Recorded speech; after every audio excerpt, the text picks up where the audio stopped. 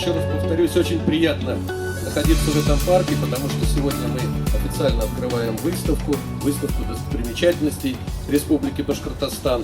Здорово, что есть что посмотреть, где побывать, что попробовать в республике. Я уверен, что много гостей будет в парке, в том числе и в выходные дни.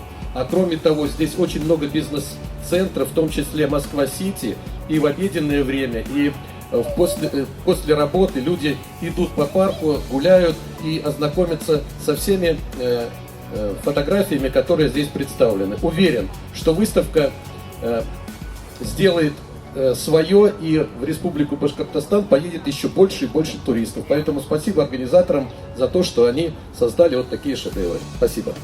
Во-первых, хотим поблагодарить правительство Москвы за предоставленную возможность сделать нашу фотовыставку здесь. Во-вторых, поблагодарить вас за то, что вообще эта выставка состоялась. И очень краткие сроки нам удалось согласовать все согласовательные документы, так скажем. Поэтому, Виталий Иванович, в вашем лице огромная вам благодарность. Хотелось бы вторую благодарность сказать подрядчикам, которые делали эту выставку. Огромное спасибо, Наталья, о Панацее.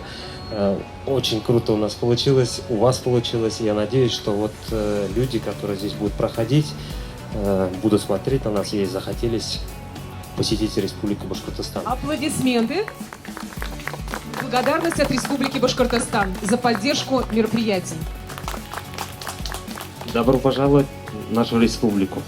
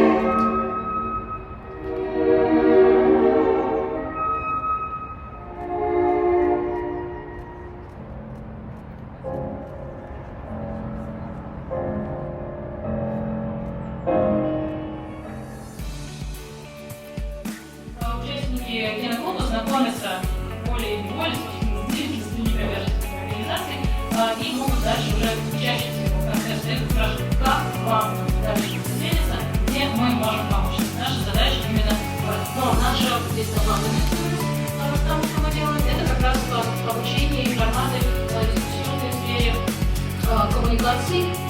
Елена рассказывала про медиаклуб, который дважды в месяц проходит.